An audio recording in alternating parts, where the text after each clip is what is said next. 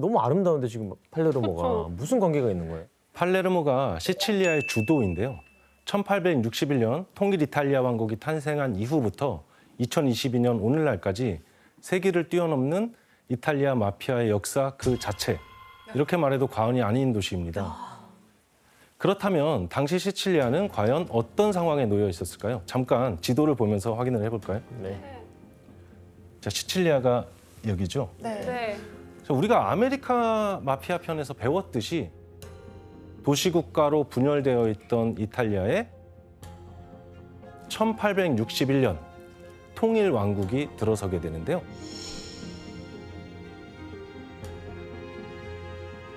그러면서 시칠리아는 격변기를 겪게 됩니다. 왜냐하면 중앙 정부는 밀라노, 피렌체, 베네치아 등이 있는 북부 지역은 빠르게 산업화시켰던 반면에 시칠리아는 마치 점령지처럼 대했거든요. 시칠리아는 높은 세율에 과중한 세금을 징수했고 또 이탈리아 왕국 군대에 시칠리아인들을 강제로 징집했는데 이런 일들은 그동안 시칠리아인들이 한 번도 경험해보지 못한 일이었거든요. 거기다가 이때 시칠리아에서 콜레라가 유행을 하게 되는데요. 전염병까지. 콜레라 유행 속에서 팔레르모에서만 최소 5만 명 이상이 사망했다고 추정이 되는데요. 그건 전 이탈리아에서 가장 높은 수치였습니다. 이런 비상 상황에서 정부로부터 어떤 보호나 지원을 받지 못했던 것이죠. 자, 이렇게 정부에 대한 시칠리아인들의 불만이 점점 커지고 있는 상황이었죠. 오히려 통일된 게 더 안 좋네. 바로 통일 후에 통일 이탈리아 왕국의 출범을 기념해서 팔레르모 감옥에 있던 수많은 죄수들을 아무 조건 없이 다 풀어줬습니다. 아, 대통령 사면 뭐 이런 거구나, 어떻게 예. 보면. 아니 무서워서 밤에 막 걸어다니지 못할 것 같은데요? 실제로도 강도와 도둑이 끊임없이 나왔고 경찰이나 공무원들이 살해되는 일도 빈번했습니다. 그야말로 시칠리아에는 치안이랄 게 없는 상황이었습니다. 교수님 그러면 시칠리아를 정부가 거의 방치하고 있는 상황인데 시민들도 나름의 대책이 필요할 거 아니에요? 예, 맞습니다. 그래서 이런 치안의 부재 상황에서 중앙정부를 대신해서 돈을 받고 개인적으로 땅과 가족을 보호해주는 사적 보호 서비스를 제공하던 사람들이 등장하게 되는데요. 그들이 바로 마피아라는 것이죠.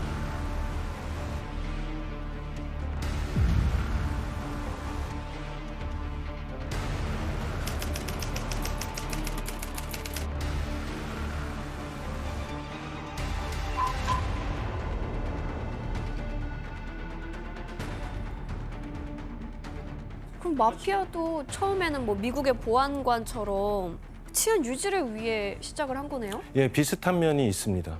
이것이 마피아의 기원과 관련된 하나의 설인데요. 사실 마피아의 기원에 대해서는 명확한 문헌적인 근거나 자료가 남아있지 않기 때문에 언제 어떻게 시작됐는지 정확하게 알기는 힘듭니다. 하지만 통일 직후 시대에 이런 혼란을 기회 삼아서 마피아가 성장한 것은 분명한 사실입니다. 이후에 시칠리아를 비롯한 이탈리아 남부 지역에서는 단순히 마을 공동체를 관리하는 수준을 넘어서 도시를 관할하는 권력 집단으로 성장합니다.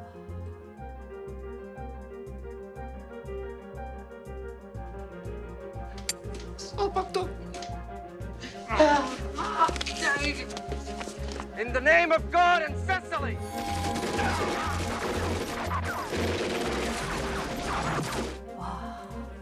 19세기 팔레르모 주재의 영국 영사는 당시 팔레르모의 상황에 대해서 이런 기록을 남겼습니다. 비밀 결사들은 막강하다. 마피아, 토착위원회들이 노동자의 수입을 나눠 가지고 범죄자들을 자신들의 보호 아래 은닉하고 있다. 그리고 1877년 이탈리아의 한 정부 보고서에는 이런 말이 남겨져 있습니다. 시칠리아에서 유일하게 번창하는 사업은 바로 폭력이다. 이런 기록들로 알 수 있듯이 19세기의 시칠리아는 폭력과 갈취가 난무하던 혼돈의 시대였습니다. 이런 혼돈을 자양분 삼아서 한 인물이 등장하게 됩니다. 바로 보스 중의 보스라고 불리던 비토 카시오 페로라는 인물인데요. 최악의 범죄자로 악명 높은 인물이었습니다. 특히 카시오페로는 치안을 빌미로 이것을 끌어들여서 최초로 사업화한 인물로도 유명한데요. 과연 무엇일까요? 이것 마약 지원 씨 오답입니다. 총. 지원 씨 오답입니다. 카시오페로는 보호비를 마피아의 주요 사업으로 만들었습니다. 절대로 다른 사람의 피를 흘리게 하지 마라. 대신 다른 사람들을 보호해 주어라. 그 대가로 약간의 사례비를 받는 것이다. 사례비는 부담이 될 정도가 되어서는 안 된다. 다른 이들의 사업이 번창하도록 도와줘라. 그러면 그는 행복해할 것이며 기꺼이 얼마 안 되는 보호비를 지불하는 쪽을 선택할 것이다. 아니 난 괜찮아. 그러게요. 아니 근데 저게 얼마 안 되는 금액인 게 맞아요? 그래도 냅두면은 안 그러면 뭐 다 와서 깽판 치안이 치는 와 거. 범죄 다 털리고 하는데 어떤 거 하세요? 털릴래요? 줄래요? 이 비토 카시오페로는 대단한 신조가 있는 것처럼 얘기하고 있지만 한마디로 얘기하면 보호비를 갈취하겠다는 얘기인 것이죠. 맞아요. 그리고 비토 카시오페로는 평생 20건의 살인, 37건의 갈취, 그리고 53건의 다른 범죄로 고발이 되는데 이 중에서 유죄 판결을 받은 것은 단 한 건도 없었습니다. 대박이다. 이게 제일 어이없다. 기소될 때마다 많은 돈을 이용해서 보석으로 풀려날 수 있었기 때문입니다. 그리고 또 한 가지, 미국과 이탈리아를 오가면서 최초로 미국과 시칠리아 마피아들 사이에 연결 라인을 만들기도 했습니다. 자, 그런데 이런 마피아들의 성장에 제동을 건 한 인물이 등장하게 됩니다. 정부 소속 아닐까? 누군지 아시겠어요? 모르겠어. 전혀 모르겠네. 바로 베니토 무솔리니입니다. 무솔리니. 1922년에 이탈리아 정권을 장악한 무솔리니는 이탈리아 역사상 가장 젊은 수상으로 기록되어 있습니다. 무솔리니는 파시스트의 일당 독재 체제를 구축하고 정치적인 반대자들을 무자비하게 탄압한 인물이기도 한데요. 파시스트가 정확히 뭘 이건 국가를 어떤 개인의 가치보다 우선시하는 절대적인 가치로 간주하는 것입니다. 그래서 국가에 의한 폭력이나 전쟁이 합리화됩니다. 되게 무섭다. 이런 파시즘을 현실 정치에서 구현했던 정치인이 바로 무솔리니라고 볼 수 있습니다. 실제로 무솔리니가 한 말 중에 우리는 우리와 의견이 다른 사람들과 논쟁하지 않는다. 그들을 말살한다. 이렇게 공공연하게 얘기했던 적이 있습니다. 교수님, 무솔리니 어쨌든 그런 역사적인 인물인데 이거 마피아랑은 무슨 상관이죠? 마피아의 적인 거지 어떻게 보면. 그런 건가? 예, 맞습니다. 그 이유는 무솔리니가 시칠리아에 대한 불만이 무척 컸기 때문입니다. 왜죠? 북부 이탈리아인들은 파시즘을 받아들였지만 남부 사람들은 그렇지 않았거든요. 특히 시칠리아 사람들의 중앙정부에 대한 불신은 전통적으로 굉장히 컸잖아요. 그래서 1921년 총선 당시 파시스트당은 시칠리아에서 단 한 개의 의석도 확보하지 못합니다. 게다가 1925년까지 단 하나의 파시스트 신문도 발행하지 못합니다. 시칠리아에서는 파시즘이 정치, 언론, 어떤 영역에서도 힘을 발휘하지 못하고 있었던 것이죠. 그들은 그 원인이 마피아라고 생각했습니다. 자, 그래서 상황이 심상치 않다고 판단한 무솔리니는 1924년 5월 현지 시찰을 위해서 전격적으로 팔레르모를 방문합니다. 당시 이 시장은 무솔리니 앞에서 이런 말을 했다고 전하는데요. 지원 씨께서 한번 읽어주실까요? 마피아 시장 역할. 그 나와 이렇게 함께 있으면 두려워할 필요가 없습니다. 이 사람 내 친구고 이거 좋은 사람이니까 이 사람 머리카락 하나라도 건들면 안 돼, 알았어? 예, 무솔리니는 마피아 시장의 이런 행동으로 인해서 남부에서 마피아가 얼마나 위세가 대단한지 그 세력과 힘을 단번에 실감하게 되는 한 번에 것이죠. 보게 됐구나. 이제 무솔리니에게 마피아는 반드시 척결해야만 하는 대상이 됩니다. 야, 그리고 마피아를 그야말로 쓸어버려야겠다라고 생각했던 무솔리니는 강력한 군사적 힘으로 마피아를 제압하기 시작합니다.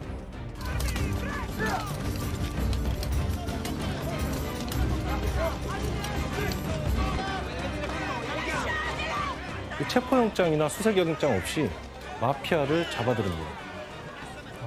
때로는 마피아 패밀리의 가족들, 특히 여성들과 아이까지 인질로 삼기도 합니다. 마피아보다 더한 행동을 하는데요. 마피아 같은 행동을 하는데? 그러니까요. 그래서 누가 나쁜 놈인지. 더 나쁜지 모르겠어요 지금. 약간 누가 이기나 보자 이런 느낌이네요. 그래서 약 3년 반 동안 카시오페로를 비롯해서 10,000명이 넘는 마피아 조직원들을 구속시킵니다. 결국 그 말 한마디 잘못해가지고 무솔리니한테 그냥 털렸네요. 밟혔네요. 예. 무솔리니 정권의 대대적인 마피아 탄압으로 이탈리아 내부에서는 마피아들의 활동이 주춤해진 것이 사실입니다. 그렇구나. 하지만 그 효과는 그리 오래가지 못하죠. 왜? 오히려 마피아는 더 막강한 조직으로 거듭나면서 또 다른 전성기를 맞이하게 됩니다. 1939년에 2차 세계대전이 발발하죠.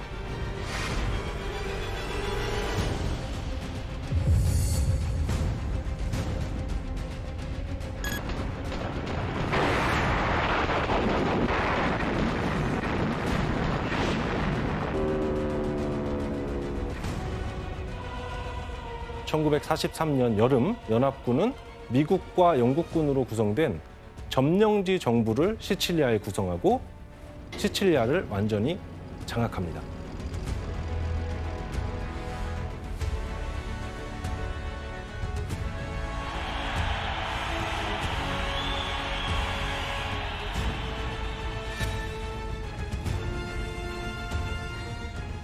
마피아 탄압의 주체였던 무솔리니가 사살되죠.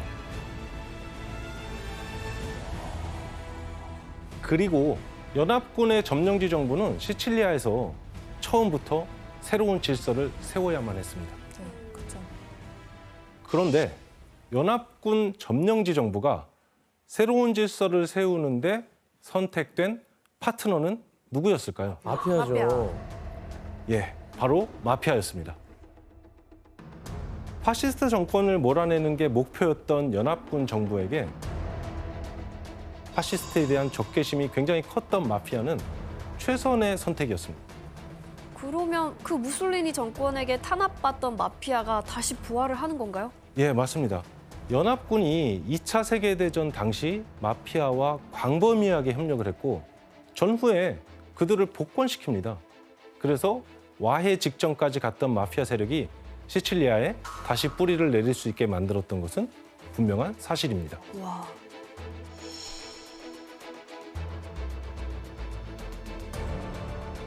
말도 안 되네요. 장황한 그림이다. 그리고 왕국이었던 이탈리아는 민주공화국으로 탈바꿈하게 되는데요. 이탈리아의 제1공화국이 들어서게 됩니다. 그리고 1946년에 이탈리아 국민 총선거가 실시되는데요. 당시 선거 결과를 보면 기독교 민주당이 35.21%의 득표를 올리면서 제1당이 되죠. 네. 공산당이 18.93%, 사회당 역시 20.68%의 득표를 올리게 됩니다. 기독교 민주당이 1위를 차지하긴 했지만 좌파인 공산당과 사회당의 득표를 합하면 우파인 기독교 민주당보다 훨씬 높은 상황이었죠. 그래서 기독교 민주당도 긴장을 놓을 수가 없었습니다.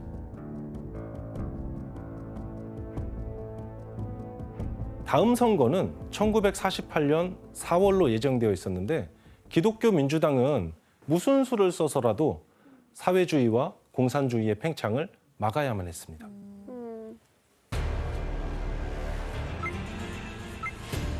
자, 그렇다면 시칠리아에서 기독교 민주당은 사회주의와 공산주의 세력의 저지를 위해서 누구와 손을 잡았을까요? 마피아? 기독교 민주당의 선택은 바로 마피아였습니다. 이 시기 마피아는 시칠리아에서 막강한 영향력을 행사하고 있었고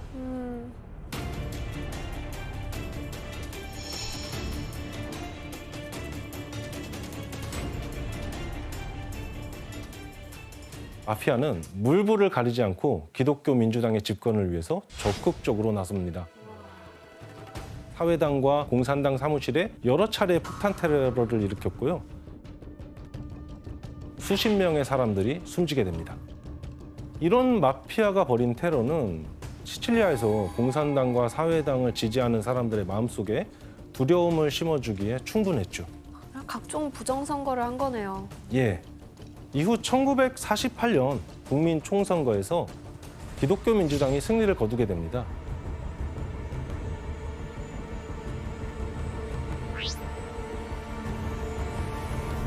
그리고 이 승리에 일조했던 마피아는 기독교 민주당과의 유착 관계를 더욱 강화했고 정치권과의 단단한 커넥션을 구축하게 됩니다.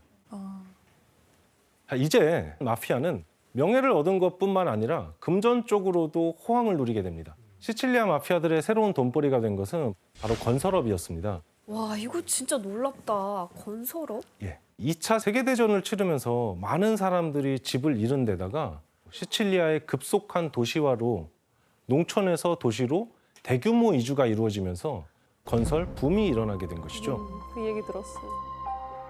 예, 비교해보니까 어떠세요? 진짜 대박이에요. 와, 이 건설업 붐의 수혜자가 된 게 바로 마피아였는데요. 바로 기독교 민주당의 집권에 도움을 준 대가였습니다. 특히 팔레르모의 경우에는 시장인 살바토레 리마부터 마피아에게 매우 호의적이었습니다. 그래서 팔레르모 내 거의 모든 공사를 마피아와 관련 있는 회사에 발주를 해줬습니다. 정부가 지원을 해준 거네요. 예. 나중에 확인된 바로는 이 살바토레 리마 역시 마피아의 일원이었습니다.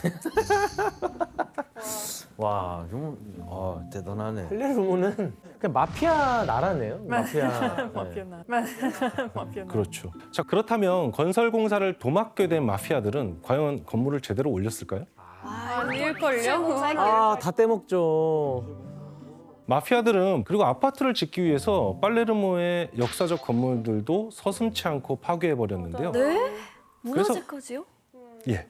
그래서 이 사건을 두고 팔레르모 약탈이라고 합니다. 맞아요. 그거 유명해요.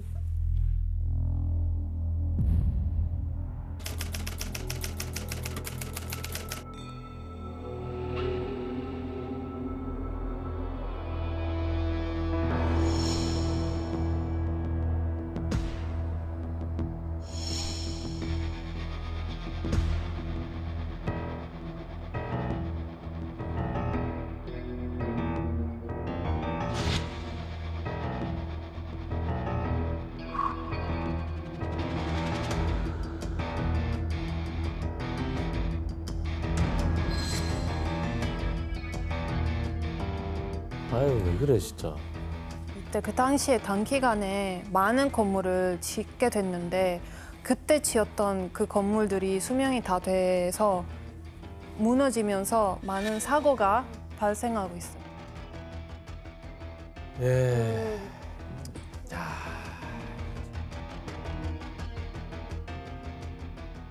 결국 시칠리아 지역 개발을 위해 막대한 자금이 투입됐지만 자금의 상당수는 마피아에게 흘러들어가면서 개발이 성과 없이 난항만 겪게 된 것이죠. 그런데 마피아가 건설업을 장악하는 과정에서 최대 수혜자로 등극한 이들이 있습니다. 바로 시칠리아의 마피아 조직 코사 노스트라입니다. 코사 노스트라는 우리들의 것이라는 뜻입니다.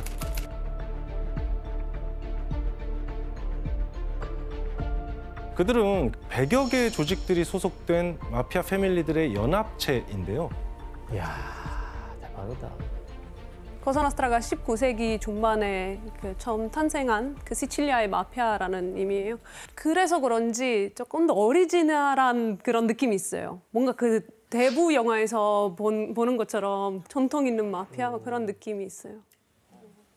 코사노스트라는 엄격한 규율로도 유명한 마피아 조직인데요. 이 조직을 지탱하는 가장 큰 규율은 오메르타 그리고 벤데타라고 할 수 있습니다.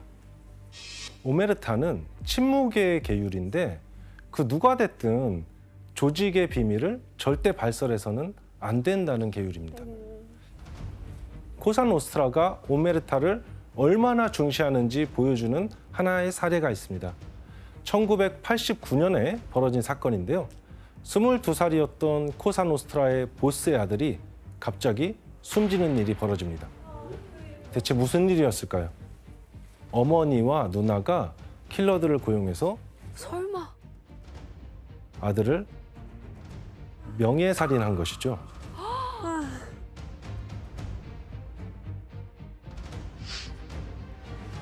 아들이 경찰과 협력해서 마피아의 규율을 깬 것이 가족의 명예를 더럽힌 일이다. 이렇게 생각해서 이런 끔찍한 일을 저지르게 된 것입니다. 진짜 냉혹하다. 마피아인데도. 그리고 벤데타는 이탈리아 말로 복수를 의미하는데요. 실제로는 가족, 가문, 지역의 명예를 걸고 피해 복수, 즉 원한을 갚는 것을 의미합니다. 코사노스트라는 이 벤데타 때문에 아주 오랜 기간 동안 서로 죽고 죽이는 일을 멈추지 않습니다. 아이고. 한편 코사노스트라가 새롭게 뛰어든 사업 영역이 있었습니다. 미국으로 건너가 세력을 키웠던 아메리칸 마피아들이 엄청난 수익을 거둬들였던 이 사업 뭐였을까요? 아, 여기서 나오나요, 이제? 예, 바로 마약이었습니다. 역시. 당시에 활발했던 마약 밀거래 루트 프렌치 커넥션 기억하시죠? 프렌치 커넥션.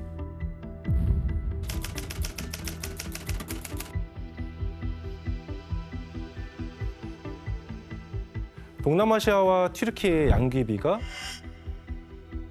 프랑스의 마르세유에서 순도 높은 헤로인으로 정제돼서 미국으로 유통되었었죠. 이 프렌치 커넥션에 이탈리아 마피아들도 중개무역상으로 가담하고 있었습니다. 하지만 갈수록 커진 마약의 이권을 둘러싸고 조직 내 다툼이 멈추질 않았고 이를 중재하기 위한 대책이 절실해집니다.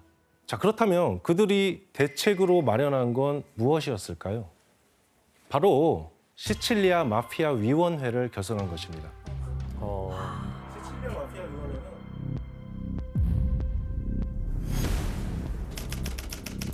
시칠리아 마피아 위원회는 내부 분열을 막기 위한 일종의 조정위원회였습니다.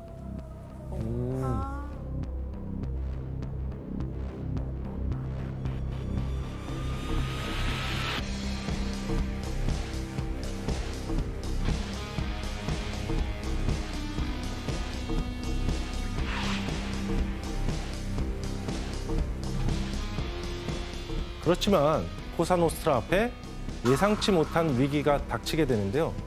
프렌치 커넥션으로 미국 내의 마약 문제가 심각해지자 America's public enemy number one in the United States is drug abuse. In order to fight and defeat this enemy, it is necessary to wage a new all-out offensive. 미국 정부와 프랑스 정부가 마약 단속에 나서게 됩니다.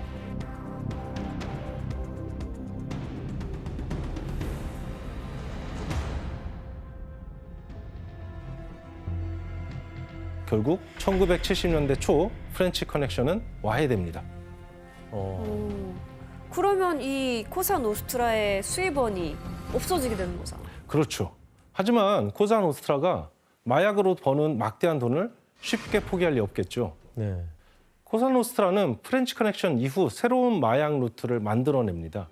그리고 오히려 이 새로운 루트로 이익을 더 극대화합니다. 1960년대에는 중동, 시칠리아, 마르세유, 미국 이 루트로 마약이 유통되었다면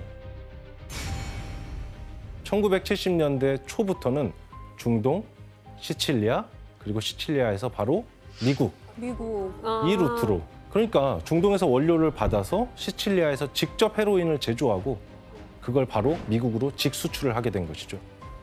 이게 가능했던 것은 코사노스트라가 프랑스의 헤로인 기술자들을 시칠리아로 데려와서 시칠리아에 아예 헤로인 제조 공장을 세웠기 때문입니다. 와, 진짜 조직적이다. 헤로인을 받아서 미국 내에서 유통을 하는데 이때 미국 마피아들이 단속을 피하기 위해서 피자 가게를 열고 이 피자 가게를 마약 유통의 거점으로 삼게 됩니다. 아, 이게 얘기를 들었었는데.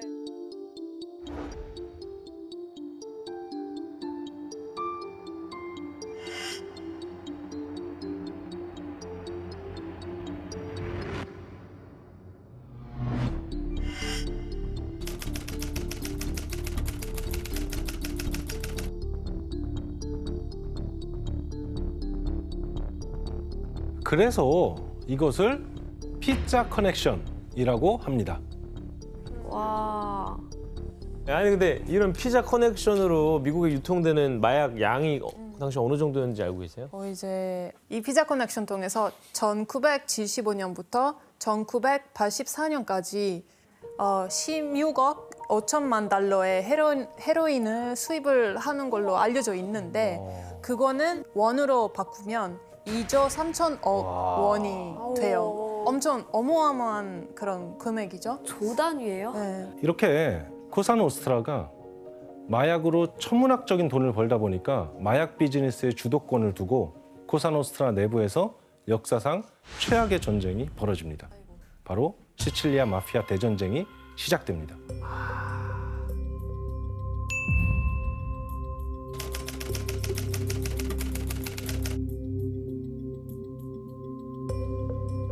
이 전쟁으로 팔레르모에서만 약 400명이 세상을 떠났고 160명이 실종이 되었을 정도로 그야말로 시칠리아 일대를 초토화했던 치열한 공방이었습니다.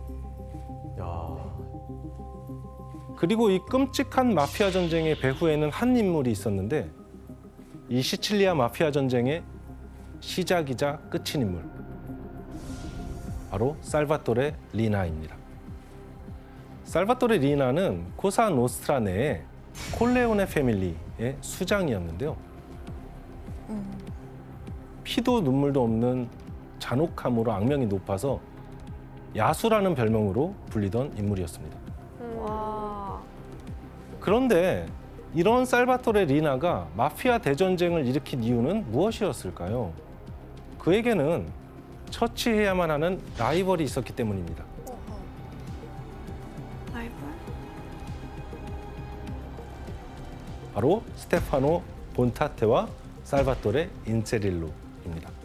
이 두 사람은 코사 노스트라 내에서 가장 세력이 막강했던 팔레르모 패밀리의 핵심 인물이기도 했습니다. 이 두 사람은 당시 살바토레 리나와 함께 시칠리아 마피아 위원회의 공동 의장을 했던 인물들입니다. 팔레르모 패밀리는 마약 거래뿐만 아니라 2차 세계대전 이후 건설 붐으로 엄청난 부를 획득하게 되는데요. 이들이 누린 부와 권력을 빼앗고 싶었던 살바토레 리나는 차근차근 조직의 세력을 확장하면서 이 둘을 칠 날을 기다리고 있었던 것이죠. 야. 그러다 마침내 1981년 4월 스테파노 본타테는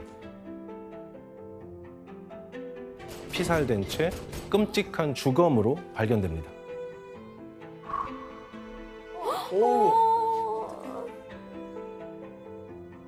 그리고 그로부터 한 달 후 살바토레 인체릴로마저 피살됩니다.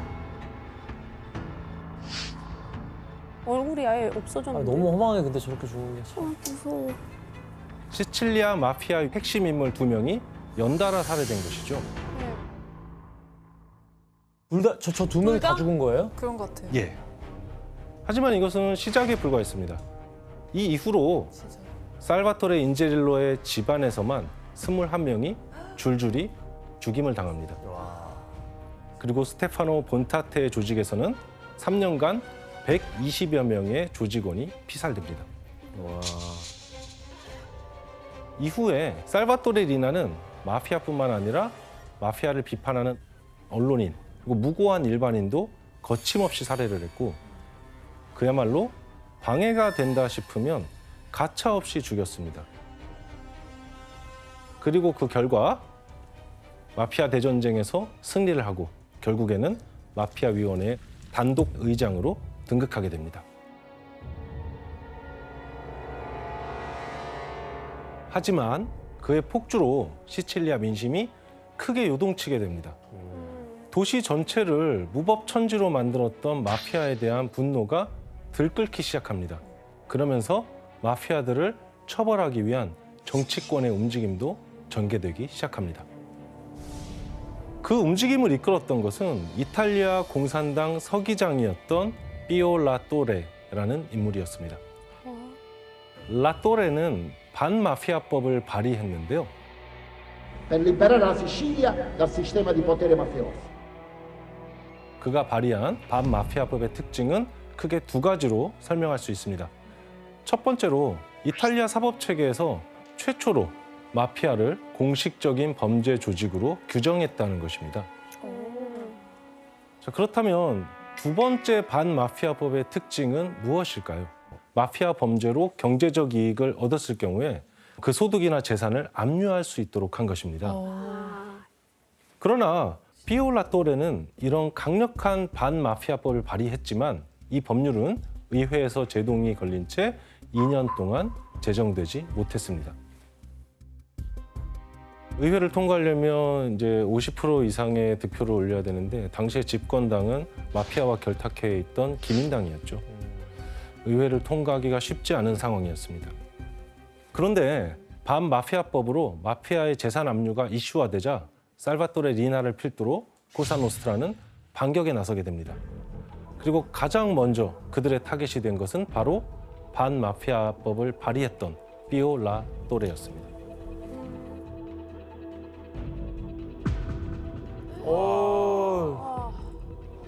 아우 저 마피아들 진짜.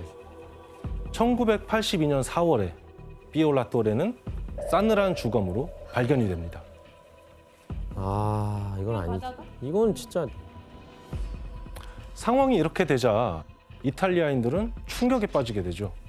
그렇죠. 그의 죽음 이후 1982년 9월 이탈리아 정부는 반마피아법을 공식적으로 선포하게 됩니다. 뻔했네. 이제 막다른 궁지에 내몰린 코사노스트라는 검찰과 경찰의 고위 간부들을 상대로 테러를 지속하고 줄줄이 살해합니다.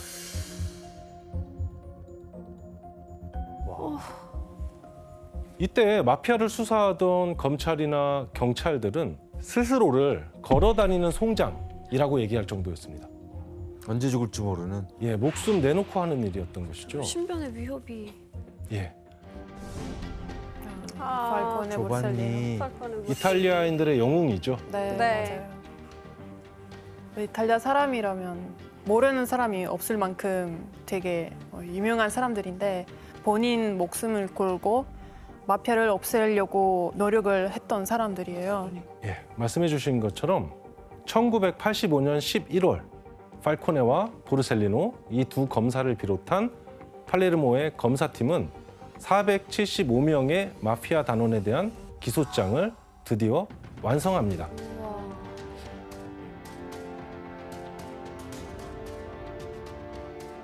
총 8,607페이지의 본문과 4천여 페이지의 참조란으로 이루어진 서류였습니다. 그런데 이 서류를 완성하기까지는 중요한 한 인물의 협조가 있었습니다. 이 정도면 마피아 조력자가 있겠죠 내부에. 바로 톰마소 부셰타라는 인물입니다. 부시했다. 부셰타는 최초로 오메르타의 규율을 깨고 경찰에 협조하기로 결정합니다. 대체 그 이유가 무엇이었을까요? 진실은 토마소 부셰타가 살바토레 리나에 대해서 굉장한 적개심을 가지고 있었던 인물이기 때문입니다. 그런 이유도 있었구나. 마피아 전쟁 때 부셰타는 두 아들이 실종됐고 자신의 형, 조카, 그리고 사위 등이 피살되는 경험을 하게 됩니다. 원한을 가질만 하네요. 그리고 그 일을 주도했던 것이 살바토레 리나였죠. 그렇죠.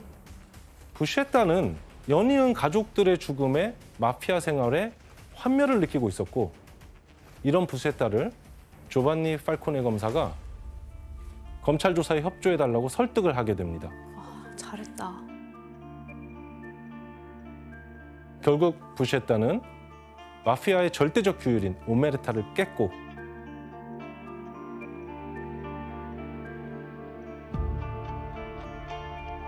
코사노스트라의 실체를 낱낱이 밝히게 됩니다.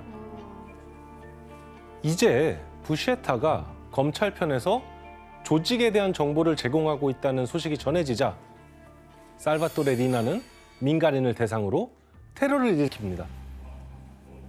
1984년 12월 23일 나폴리를 출발해서 밀라노로 가는 고속열차 904호에서 폭발 사고가 일어났는데 무려 17명이 죽었고 267명이나 중경상을 입었습니다.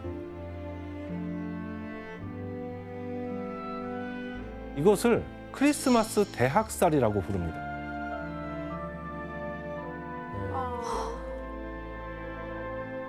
이 테러는 부시에타와 검찰 측에 보내는 리나의 일종의 경고의 메시지였죠. 그러나 이제는 이런 경고가 코사노스트라를 향한 수사를 막을 수가 없었습니다. 그러니까 더 심해지지. 뭐.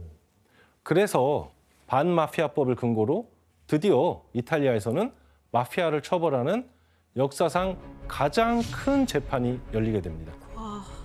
이 마피아 재판은 수많은 피고인들에 대해서 장기간 진행한다는 뜻으로 막시 재판으로 불리게 됩니다. 검찰의 끈질긴 수사 끝에 재판정에 서게 된 마피아는 모두 475명에 이르렀고 그리고 이 재판을 진행하는 데 있어서 이탈리아 정부도 적극적으로 나섰습니다. 이 막시 재판을 위해서 팔레르모의 우치아르도네 형무소 옆에 새 재판정 건물을 지었습니다. 아 진짜 지었구나. 이 재판정 건물은 벙커 형태로 지어졌고요. 강화 콘크리트를 사용해서 로켓 공격에도 끄덕없게 하고 헬기 등을 이용한 공중에서의 접근도 차단할 수 있도록 설계되었습니다. 그러니까 모든 테러에 대비한 거네요. 예, 무장한 마피아가 쳐들어오거나 폭탄으로 벽을 부순 뒤에 법정에 난입해서 보스와 조직원들을 구출하는 일을 막기 위해서였습니다. 와. 마피아가 벌인 120건의 살인과 마약 밀매, 폭력과 협박에 의한 강요 혐의를 인정을 했고 이 역사적 재판의 결과로 344명의 피고에게 총 2,665년의 징역이 선고되었습니다. 그리고 또 이와는 별개로 죄가 무거웠던 마피아 보스 19명에게는 종신형이 선고되기도 했습니다. 이렇게 해서 1986년 2월부터 1992년까지 진행된 마피아 재판 역사상 가장 큰 규모의 재판은 일단락이 됩니다.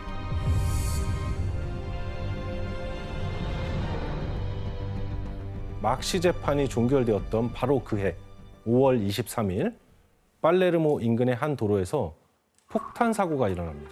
네? 그로 인해서 도로 위를 달리고 있던 차량들이 전소가 되는데요. 뭔지 알 왜 것 그래? 같아요. 또 우리 검사님도 어떻게 한 거 아니에요? 뭔지 알 것 같아. 뭐야? 그냥 무차별적인 거예요, 이거? 진짜 이탈리아 사람들한테 진짜 충격적인 그런 사건. 마피아 안 되겠다, 진짜.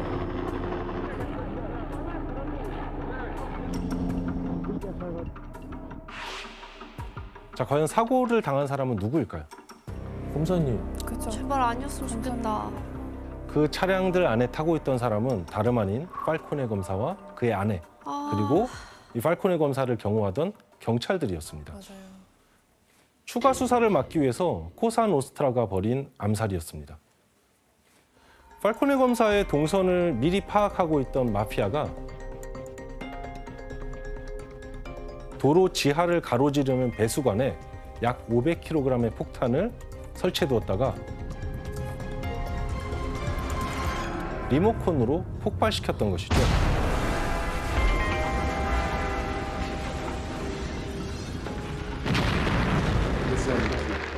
perché celebrando la Pasqua del Signore A nome di tutti coloro che hanno dato la vita per lo Stato, chiedo innanzitutto che venga fatta giustizia adesso.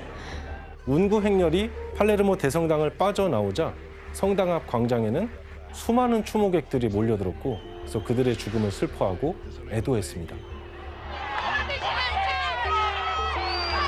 소름 났어, 진짜.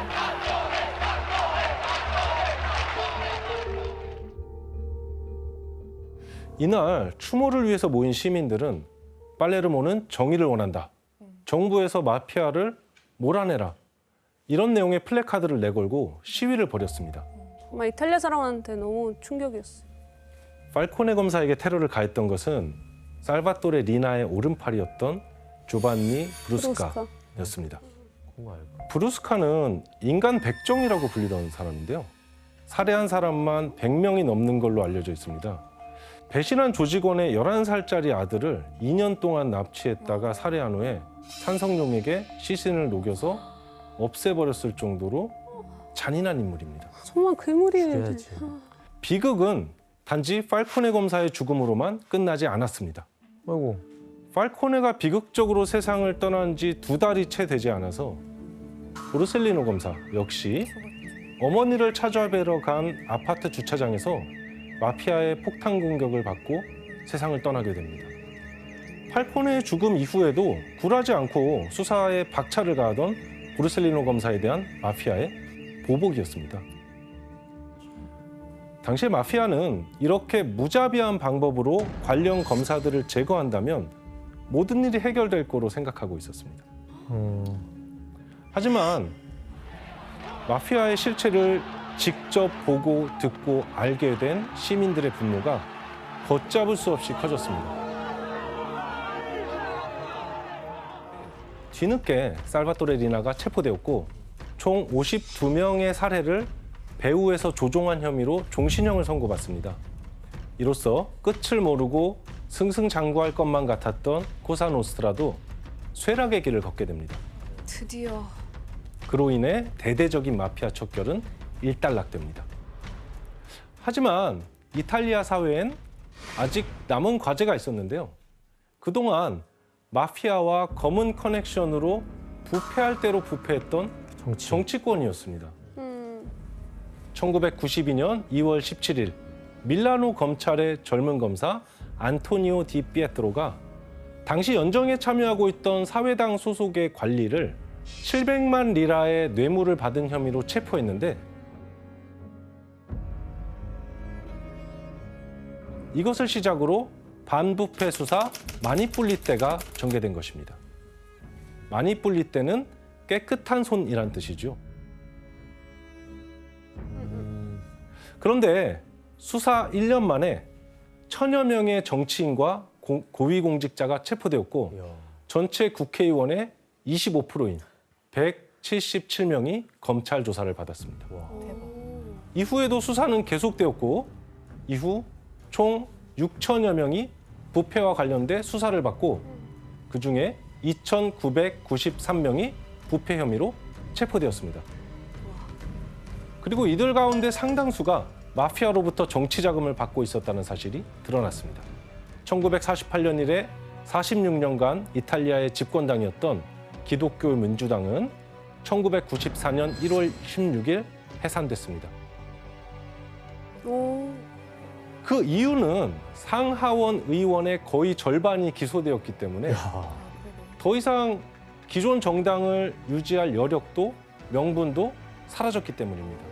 그래서 이탈리아 국회는 마비가 되었고 1946년부터 시작된 이탈리아 제1공화국이 무너지고 제2공화국이 들어섰다고 할 정도의 대대적인 물갈이가 이루어졌습니다.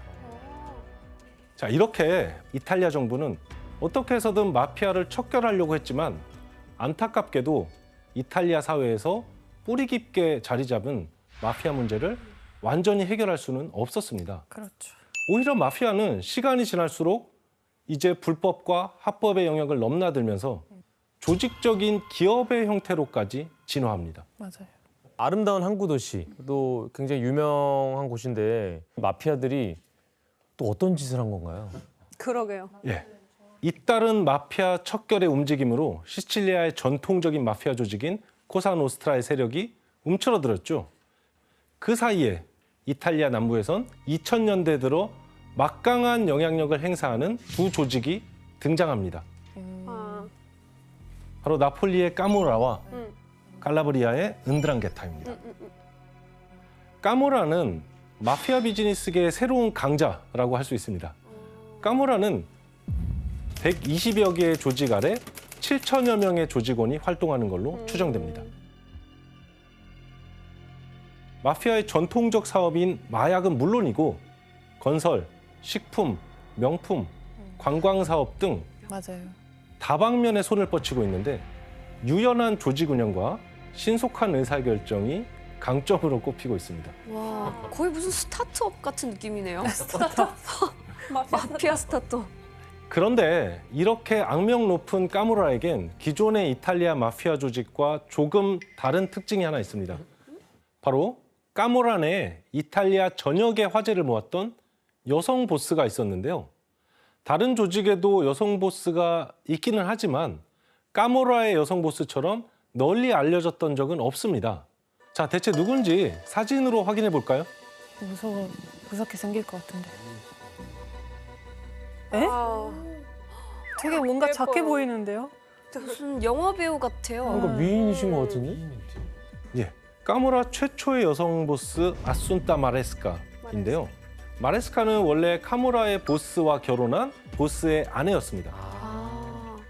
그런데 남편이 조직 내 분쟁에 휘말려서 예상치 못한 죽음을 당하게 됩니다.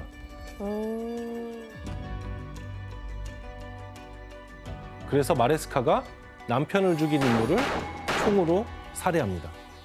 마피아 조직의 특징이었던 피해 복수를 실행한 것이죠.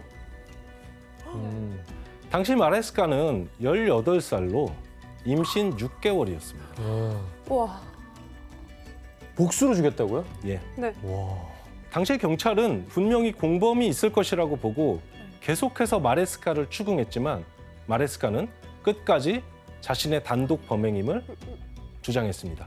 이 일로 마레스카는 13년형을 선고받고 감옥에서 아들을 출산하기도 합니다. 이후에 까모라의 보스로 등극했고 범죄의 디바라고 불리면서 악명을 떨치게 됩니다. 그런데 이런 까모라로 인해서 나폴리 전체가 발칵 뒤집어진 일이 있었습니다. 까모라 조직을 때문에요? 예. 또 뭔 짓 했겠지 또. 좀 그냥 좀 조용히. 최근이에요? 그렇게 먼 역사는 아니에요. 당시에 악취가 얼마나 심했는지 학부모들이 아이들을 학교에 보내지 않았을 정도라고 합니다. 무슨 쓰레기 도시가 됐는데요? 뭐 한 거야? 무슨 일이야? 왜? 이때 나폴리 시민들은 쓰레기가 제대로 수거가 되지 않는 상황에 항의하면서 곳곳에 불 지르면서 시위까지 벌였습니다. 그래서 나폴리에는 소방차가 쉴 새 없이 출몰해야 하는 상황이었습니다. 그래서 이렇게 아름다운 도시인데 그렇게 역사 있는 도시인데 너무 마음이 아파요. 그렇죠. 아니 근데 그 나폴리에선 아무 손도 안 쓴 거예요? 놀랍게도 네. 캄파니아 주 정부는 2000년에서 2008년까지 쓰레기 관련 예산으로 20억 유로, 우리 돈으로 2조가 넘는 돈을 중앙정부로부터 받았는데 이 기간 동안 나폴리에 단 하나의 소각장도 만들지 않았습니다. 그럼 그 돈이 뭐 한 거야? 그 많은 돈은 그럼 어디로 갔을까요? 마피아 주머니로? 예. 사실 이 나폴리에는 1994년부터 나폴리의 쓰레기 처리를 독점하는 업체가 있었습니다. 바로 이 업체가 마피아 까모라가 소유하고 있는 까모라 런 컴퍼니였습니다. 까모라는 쓰레기를 수거해 시로부터 돈도 받고 그 쓰레기를 아무데나 매립하거나 불법 소각해서 처리 비용을 아껴서 또 돈을 버는 것이죠. 그렇죠.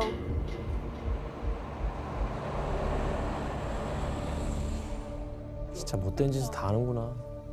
오늘날 이탈리아에서 가장 주목받고 있는 마피아 조직 은드랑게타에 대해서 한번 알아볼까요?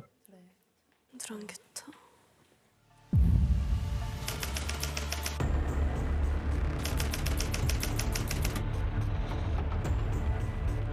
이탈리아 내의 마피아 조직 가운데 오늘날 가장 부유한 조직으로 알려져 있는데 현재 은드랑게타가 올리는 수익이 이탈리아 GDP의 3%에 달한다고 추정될 정도로 어마어마한 돈을 벌어들이고 있습니다. 가장 주목할 만한 점은 그들이 시대 변화에 따라 돈이 될 만한 사업을 빠르게 찾아서 착수하고 있다는 것입니다. 최근에 은드랑게타가 벌였던 사업만 봐도 알 수가 있는데요. 코로나 사태로 이탈리아를 비롯한 전 세계가 어려움에 빠졌지만 은드랑게타는 그 틈에서도 돈 벌 방법을 찾아냅니다. 과연 무엇이었을까요? PCR 검사하고 그런 거 아니에요? 마스크 사업. 자가 키트 팔고. 자가 키트 팔고. 예. 아니 맞습니다. 맞습니다. 맞다고요? 아니 우리 지금 묻자고 한 얘기예요. 유로폴의 보고서에 따르면 코로나 팬데믹 상황에서 위조 마스크나 의료 장갑, 의약품을 거래하는데 마피아가 개입되어 있고 게다가 이탈리아 북부 한 도시의 보건국장이 은드랑게타의 연락책이라는 사실이 밝혀진 경우도 있습니다. 네?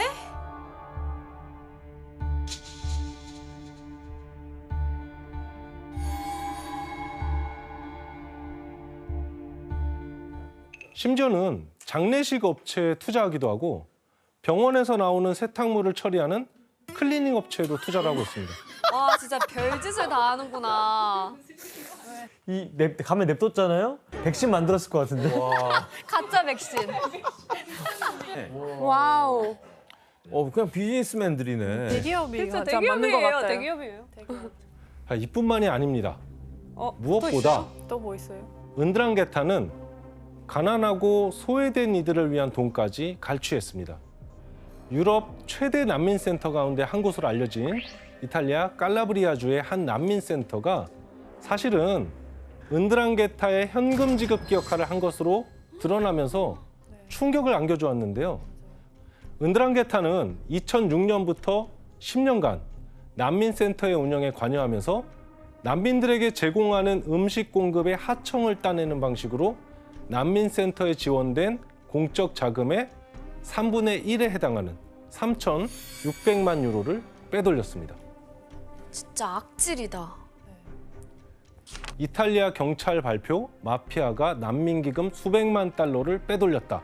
이렇게 이야기하고 있죠.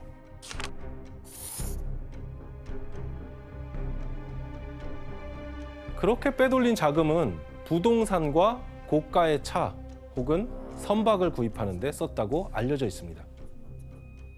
이렇게 각 분야를 넘나들며 악행을 저지르는 마피아들이 2010년대 들어서 가장 큰 공을 들여서 활동하고 있는 분야가 있습니다. 코사노스트라, 까모라, 은드랑게타까지 이 3대 마피아 조직 모두 끝이 없네. 끝이 없어 진짜. 대체 뭘까요? 바로 농업입니다. 그죠. 그만해. 농업까지요? 우리가 흔히 농업을 의미하는 아그리콜투라와 마피아를 합친 아그로마피아라고 부르는데요. 마피아들은 오랜 경기 침체로 가격이 떨어진 농장과 가축들을 사들여서 농장을 다시 임대하거나 혹은 노동자를 고용해 농작물을 수확하고 유통해서 돈을 버는데 하루에 14시간까지 일을 시키고 있어요. 고작으로 그냥 3.5유로. 그래서 원으로 한다면 5천 원밖에 안 돼요. 어떡해. 마피아들은 가짜 농식품을 유통해서 문제가 되었는데 올리브유의 경우에 미국에 수출하는 제품의 최고 등급인 엑스트라 버진 상표를 부착했는데 실제로는 중동산 올리브 찌꺼기로 만든 것이었죠. 왜? 아우 좀 그러지 마. 또 값싼 해바라기유나 카놀라유를 엑스트라 버진 올리브유라고 속여 팔기도 했습니다. 자, 이렇게 가짜 식품 유통을 비롯해서 올리브, 토마토, 아보카도 농장 같은 농업 분야에서 마피아들이 벌어들이는 수익이 연간 200억 유로에 달합니다. 이 농업이 마피아의 전체 연간 매출의 15%를 차지할 수준이라고 합니다. 15%. 그리고 요즘 전 세계적으로 환경 이슈에 대한 관심이 커지고 또 환경을 지키려는 노력이 이어지고 있잖아요. 다음 주에 할 건데. 다음 주에 할 건데요?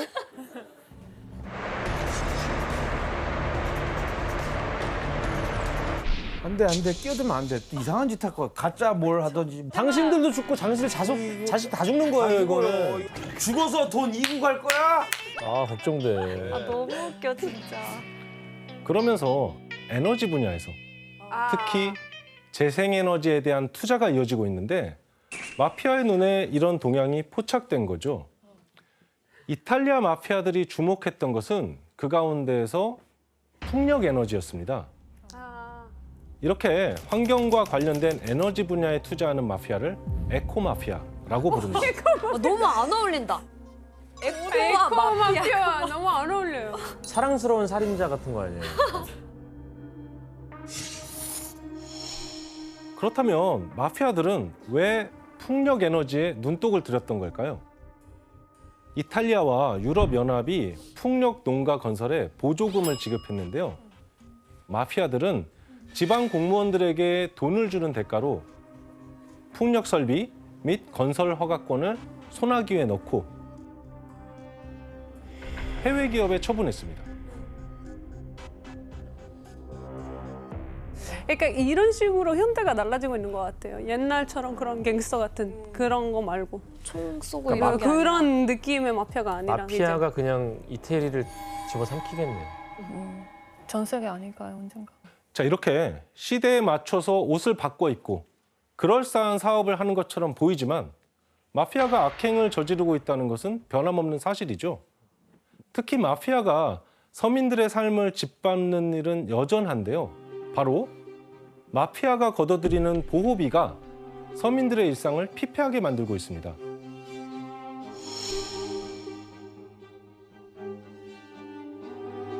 이탈리아어로 삐쪼라고 하는데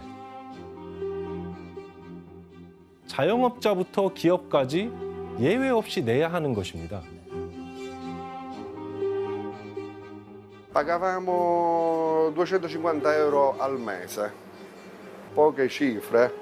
È l'imposizione che è una cosa che ti distrugge.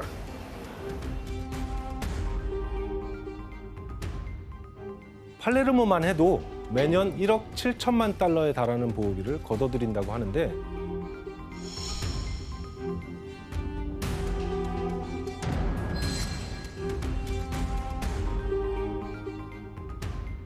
만약 보호비 요구를 거부할 경우에는 사업장은 아수라장이 될 거고 방화 그리고 살해 위협에 노출되기가 일쑤겠죠.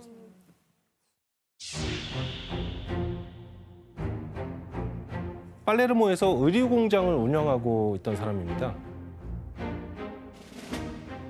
그 역시 당연하게도 마피아들에게 보호비를 내고 있었고 어느 날 이를 몹시 불합리하다고 생각하게 됐죠. 그래서 공개 서한을 통해서 마피아의 보호비 요구를 비난하고 공개적으로 보호비 거부 선언을 했던 것이죠. 이 공개 서한은 친애하는 갈취자에게로 시작됩니다. 당시 팔레르모 일간지에 실린 글을 확인해 볼까요? Non ho paura e non pago il pizzo. Libero Grassi, titolare della Sigma Biancheria, resiste al racket delle estorsioni. Ho subito due estorsioni, una rapina, oltre a intimidazioni varie. Che lui dice se tutti si comportano come me, se tutti si comportano come me, si distruggono gli estortori.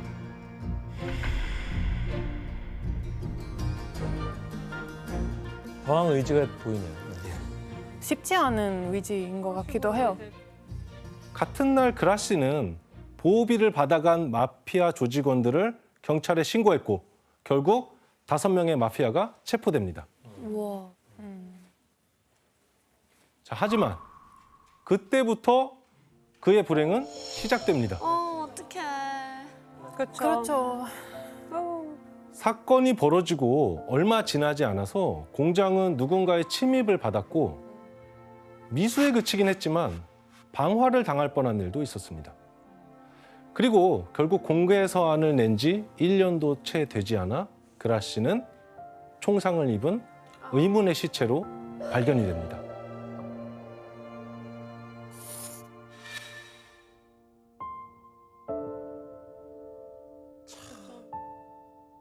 이렇게 마피아에 의해서 목숨을 잃는 무고한 시민들의 희생이 또 계속되고 있습니다. 통계에 따르면 2022년 7월까지 이탈리아에서 마피아의 손에 희생된 사람은 총 1,008명입니다.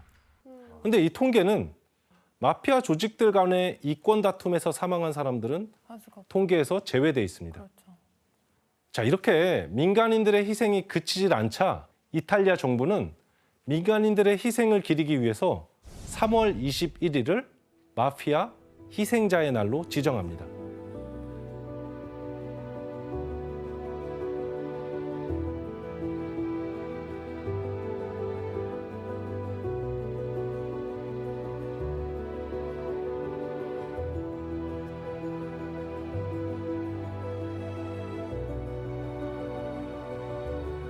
E tutti gli altri di cui non siamo ancora.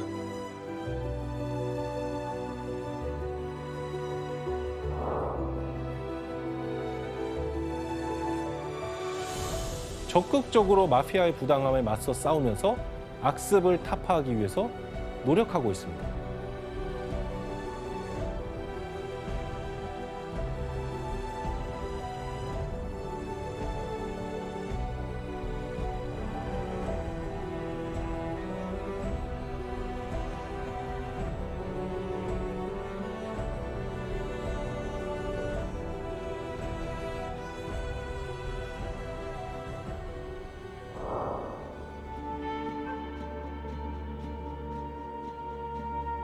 이탈리아 최대 마피아 조직인 은드랑게타를 겨냥한 세계의 재판이 시작됐습니다. 현재 언론들은 조직원 91명 중 70명이 유죄를 선고받았다고 전했는데요. 핵심 고위급 조직원 6명은 최대 20년형을 받은 것으로 알려졌습니다.